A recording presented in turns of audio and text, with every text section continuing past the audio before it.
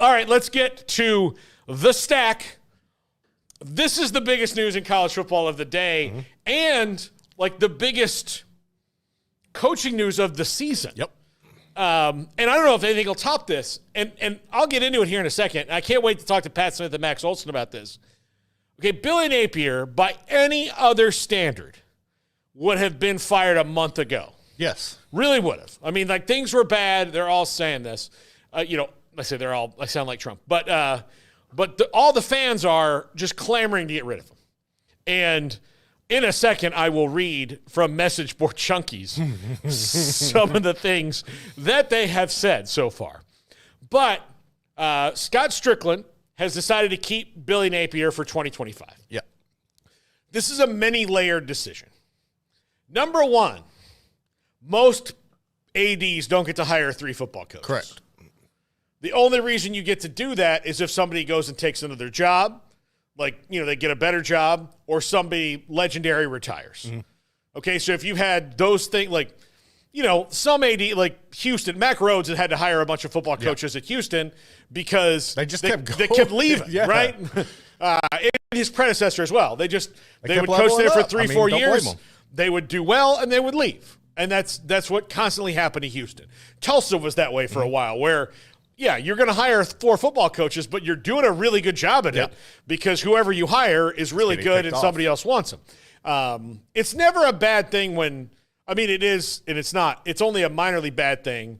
And I wish more people approach this in the business world. If somebody who works for you gets a better job because of you, that's a good sign. That's a good sign. That means that you're good at developing talent. And, okay, maybe you can't afford them, but guess what? You can afford the next them. Correct. And you can go and invest time in it. It's something I've always believed, but I don't think a lot of people get that. They consider it disloyalty. I don't think it's disloyal. If I can't pay you as much and you're going to go, move on and be bigger and better, then who am I to stay in your way? That's but in the case of Florida, this would be Dan Mullen hired and fired. I guess there'd be one before Dan, but this would be the third coach he'd have to hire, Scott Strickland. And so because of that, one, if I'm the now interim president at Florida, because they had to bring their old president back until they hire a new one because of Ben Sass's departure and the controversy that's come with it. I'm not getting into that, but I suggest you go read about it. Go check that out. Because it is a level of excess that happened there that, even people and Ben Sass is a Republican in a Republican area, is a Republican senator, in an area where he was very comfortable politically. Even then, he crossed the line, how much money are you spending? Come on. So he had to go. He left. There's a lot of controversy around it. But not getting into that part of it. So they have an interim president. They have what could be a lame duck coach and AD anyway. And, okay, who's out there that they can really go get? Can you go Nobody right now. Not that what they're going to want to look for. Yeah, so, okay, here's the other layer. $26 million buyout alone for Billy Napier. $40 million all in for the coaching staff you'd have to buy out. That's not to mention that revenue sharing is coming in a year, and that's $40 million that you will not have to spend that a team that does not have to pay $40 million in buyouts will. And in the long term for a school like Florida, that's not a big deal. But in the short term, since they've been bad for a long time, it is a big deal because it will put you even further behind the 8 ball because you have this revenue sharing. You'd like to go hire another big-time coach, and they want to make a splash hire with the next one. If that's what they want to do, they need to have that money available. So Billy Napier's buyout has to be smaller so that an $8 million plus a year coach can come in there and feel comfortable. Right. Go ahead.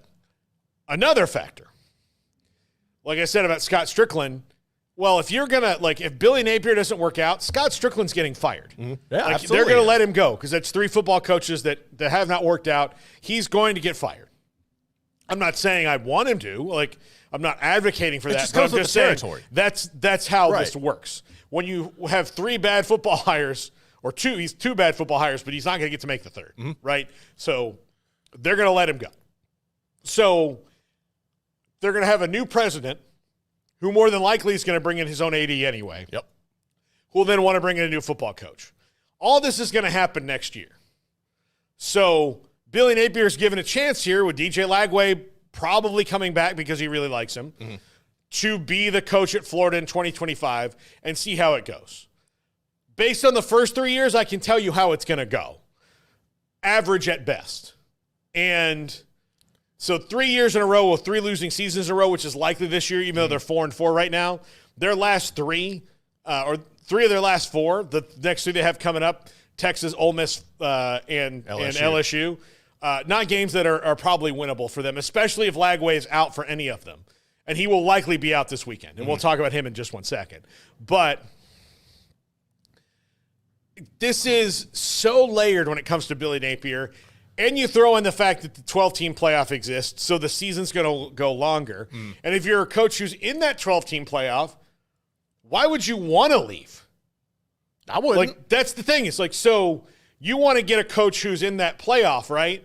Well, the only one I would say they even have a chance at getting this in the playoff right now would be Lane Kiffin. And I'm still not sold on that. And I'm not sold on that. Or someone like James Franklin or Ryan Day, who may just decide, like, or it be decided for him, like, look, we're at our ceiling. Kind of like Tony Dungy and the Bucks. Right. They were really good, but they were kind of at their ceiling. John Gruden got them over the finish line. Right. Like I think that's going to be the feeling about Ryan Day or James Franklin is they have coached those teams to the ceiling, even though they're really good coaches. They're not great, and those programs aspire to great. Right. I don't think either of them are on the hot seat reasonably, but if that happens, that's why. I also think this is a weird situation where we're starting to see people evaluate their finances different with how they're having to go about this with all the revenue. Well, they're going to share it, right? You have to, right? So I'm interested to see if this is kind of like the new wave until people figure out how to totally navigate it. And I know Florida's going to get some of the more money from the television that the SEC and the TV contracts and all that. But if you're allocating more of this money going out, and you can balance it and you can keep a guy in and just kind of – I think it's a good opportunity for coaches to stay put longer and have longer leashes per se because of everything that goes into it. I'm not necessarily thinking that Billy Napier is going to be there for the long haul, but I do kind of think there's something to giving a person more time, especially now with as much coming and going as there is with the rosters and everything. I think if you take the Dabo approach that Clemson took with Dabo, and you actually let somebody build it. We're seeing it here in Baylor. There's a lot of there was a hot seat going around Dave Aranda. I think he's fine now. I was never really big on pushing him out the door anyway. I think you got to give people time. And I think maybe now with people not having to be more mindful of money and not just being able to wash it away like millions and millions year in and year out, I think you're able to see guys hold on to jobs longer and maybe be able to develop some more of that talent, maybe whether it's like a year or two longer than normal. But I think you're going to see more leeway there, maybe for a couple of years until it balances out. But right now where everybody's having to be kind of pinch pennies a little bit, I think this is going to be something we see over the next couple of years. Well, it's easy to throw money around like Scarface when you don't have to share it with the players. That's what I'm saying. And now that you're having to be held accountable for it, you got to check and balance that somewhere. Yeah. Look, it didn't go well for Al Pacino and Scarface when he was having to kick up to other people. No. You know, that's when he was alone, burying his face in a mountain of Coke, saying, say hello to my little friend. I mean, that's how that went. So now that you can't live that, Miami Coke dealer lifestyle that they were, like, honestly, Miami Coke dealer lifestyle is kind of what they were. Like, this guy's fired, screw it, give him $40 million. Yeah. We'll give like 50 to the next guy. I also think too, like all of the coaches, like the excessive salaries and everything that were going out to assistant coaches and people along the staff. I wonder if it's going to shift to kind of like the NFL because it is a business now, and I think you're starting to see more and more things unfold, decisions unfold that reflect that it is a business. But where schools identify, like if I have a player like Lagway, I need to keep 1 or 2 star quarterbacks at all time. Like, does the quarterback become financially more valuable to a team if you get a good one than a coach? Like, you know what I'm saying? Like, Sirianni's going to get fired in the NFL, but you're going to keep Rodgers or Saleh. You know, like things like that. Do you think that this is kind of how it's going to trend, or we see this as things unfold?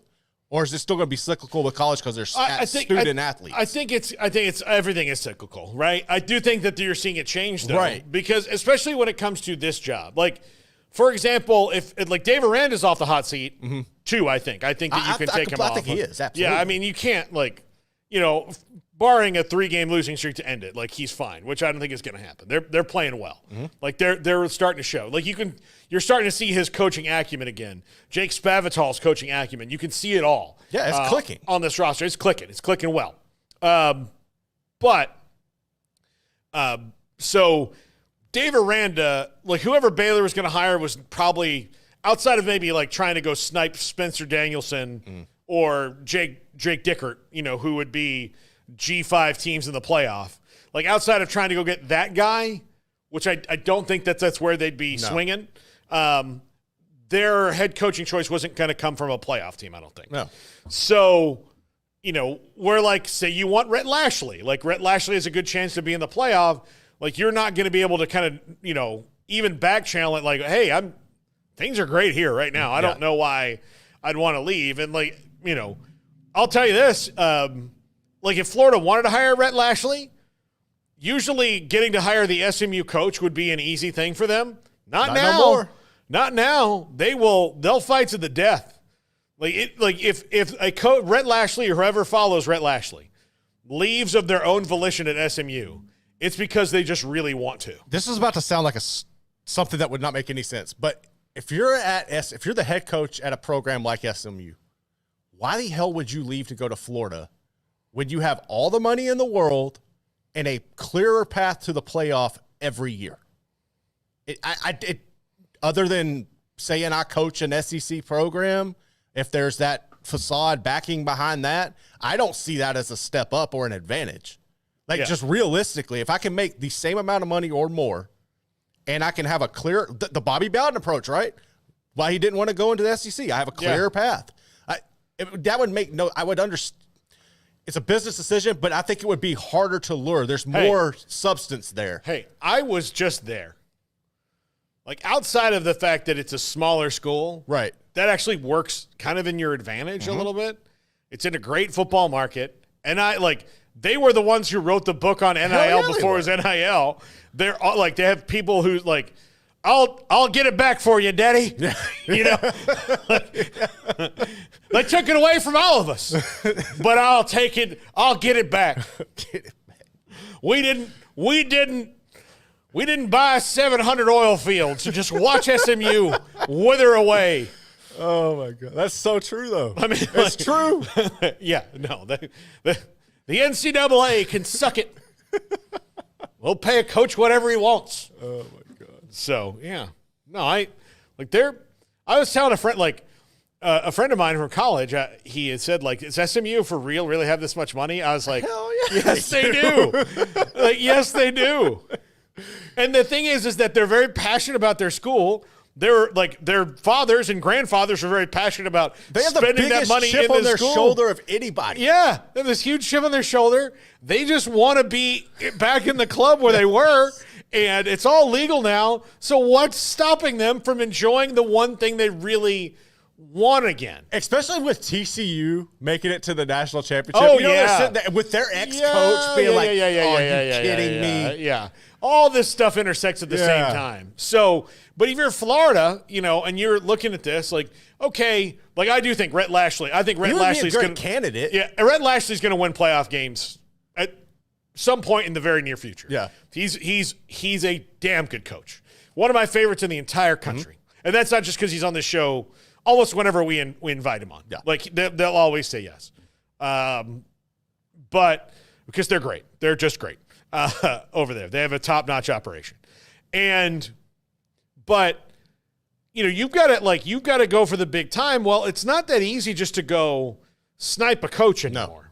No. And really, you look at Florida's history overall, Kerwin, when they had the Kerwin Bell era was their quarterback, and I think Galen Hall was the coach. They were all right, Then Spurrier came in and turned them into a juggernaut, right? Yeah. Then after Spurrier, they were bad for a while. Then Urban Meyer comes in and they're bad for a while. They were bad in Aranza. Yeah. Hire Urban Meyer, best team in the country for 5 years. Then he leaves because of health problems, and they're Nick Saban made him sick. And so he got the Saban flu. Yeah, he got the Saban flu.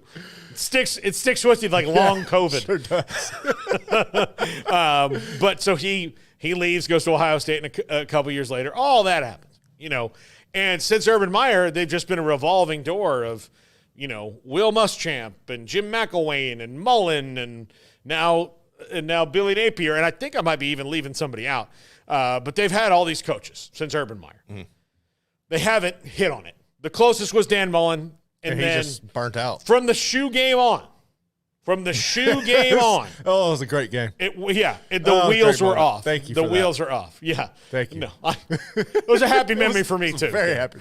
But yeah, so Florida's in a weird spot because they've got all of this that they can do, all of it, and I'm not totally convinced that this is the right time for them to make that move, and it's unfortunate if you wanted to get rid of Billy Napier and wanted to do that, but the world has changed really fast, and they need to find their Sark.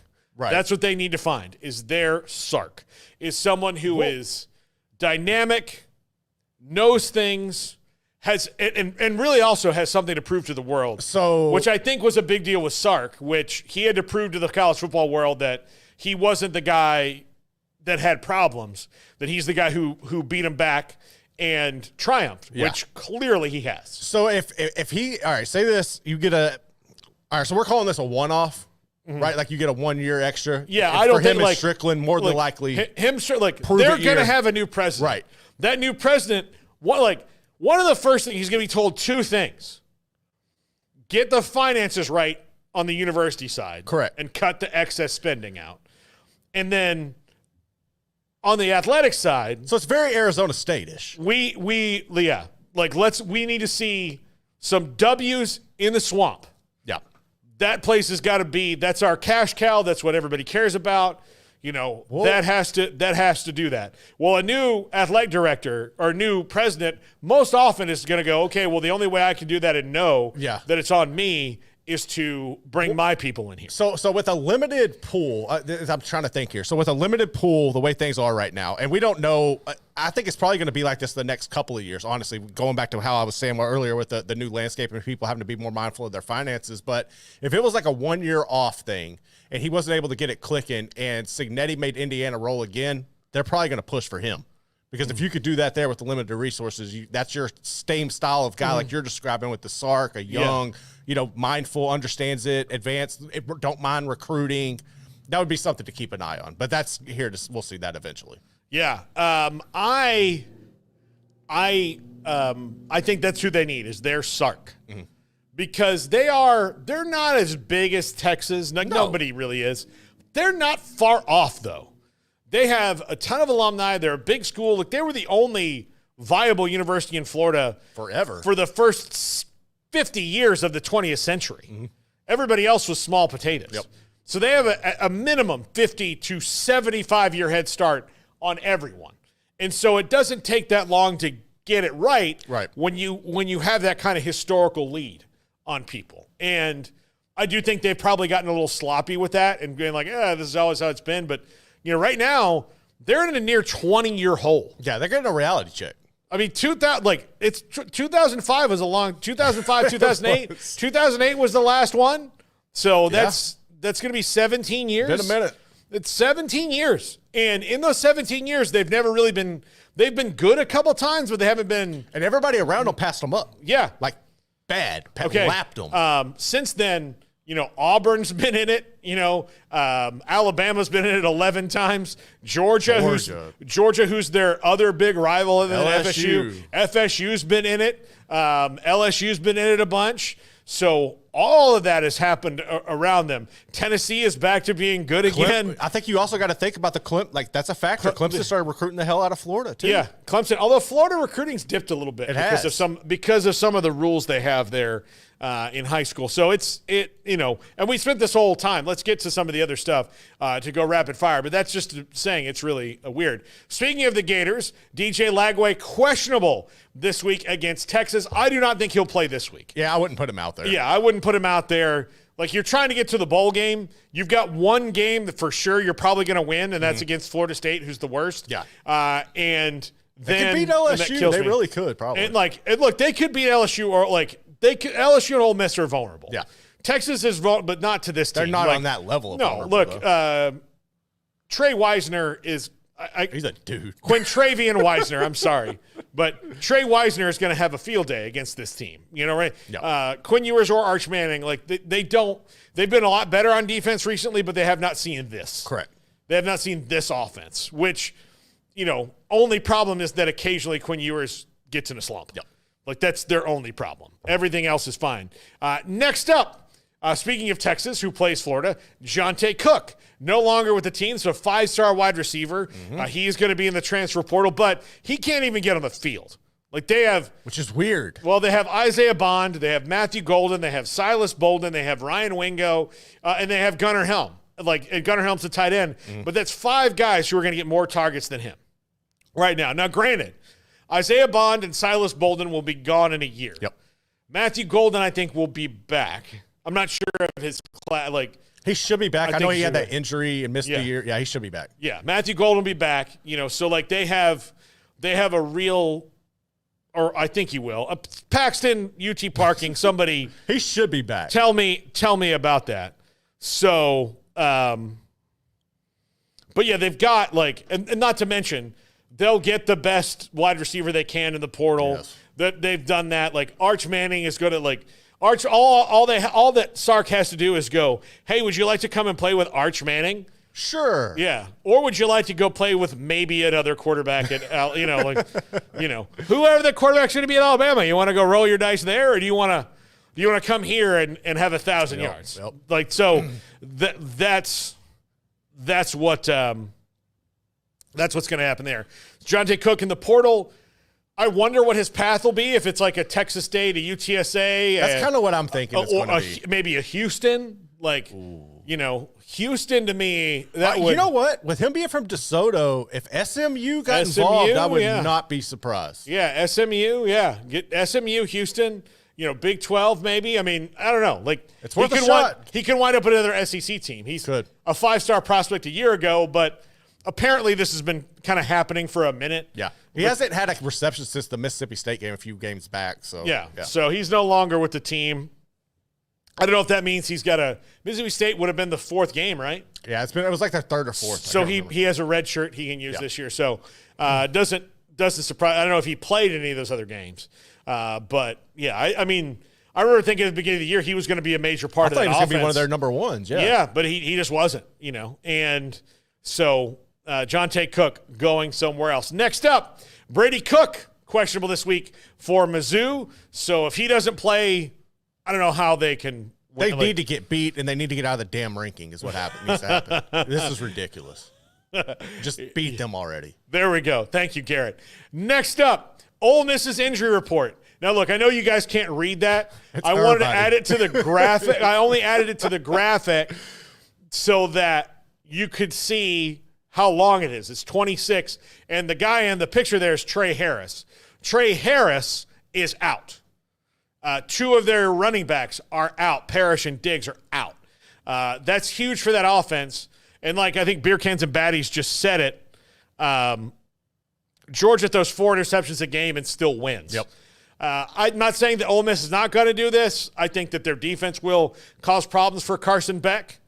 But, I mean, not having Trey Harris is huge for them. It really is. And I think, honestly, that's what cost them against LSU. Is because Harris dropped that one touchdown, and then once he got banged up, that's what kind of did them in there. At the same time, they just aren't the same team without him. And I know that Jackson Dart's been cooking the past couple of weeks, but the defenses he's gone up against are nothing like what he's going to see against Georgia.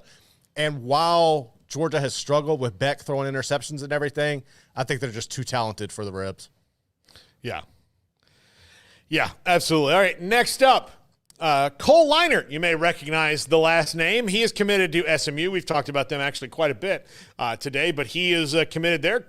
Quarterback, going to go play for Rhett Lashley. His dad is Matt Leinert. Mm-hmm. So the quarterback lineage continues, and Cole on his way to Dallas to play for the Mustangs. That's a big, he's 4-star quarterback. So nice get for the Ponies there. It really is. I mean, that's an offense that if you are a quarterback, you definitely want to go be a part of. We've seen multiple guys go in there and have success. I'm still kind of don't know what happened with the Preston Stone situation. That was weird, but Kevin Jennings has come in and done a remarkable job with that program. No, this is a good pickup for them. It's going to be interesting to see how he develops and how he turns out as a player, because a lot of the times we see sons kind of struggle with that. But best of luck to him. It's going to be fun if he can get things rolling up in Dallas. Yeah. Absolutely. Next up, SMU and Notre Dame will play each other in 2026. The ACC announced this. Virginia and West Virginia had a game scheduled, 2-game series. So to let them do that, they had to let them out of that would have been their like rotation around with Notre Dame. So now SMU is going to take that. This is from Nicole Auerbach of NCC Sports. So I think it's pretty cool. I'm looking forward to, 2 seasons from now watching that game, but I thought it was pretty cool, SMU and Notre Dame, which was going to happen anyway, but now it's been pushed up the calendar anyway as SMU is in the Notre Dame ACC rotation that they have. I love it because it's another brand and it's another cool program that you get to see come close here. And I think anytime you can have these type of matchups, obviously you have the whole, if you're into religion, the whole Methodist going up against Catholic type thing. So it's pretty unique. Yeah. Yeah, Notre Dame doesn't often play other. They really don't. Like Boston College occasionally, that's another Catholic school. So, they really don't play other Christian schools. So, I would love to see them play BYU. I would love to see them just like every year. I've been hearing they were going to play Baylor for years. Look, Notre Dame. I think Notre Dame, Baylor, SMU. I don't care if TCU says they are or not. Just have it like BYU, Boston College. All the religious schools just play that are big time need to have like a round, just filter through the schedule. Yes, a non-con game. Just rotate it. One. Yeah. That's all you're asking. Just one. Yeah, make it make sense. Home and home. Go home and home. Yes. Yeah, home and home all the way through. Notre Dame and Boston College used to be pretty nice little.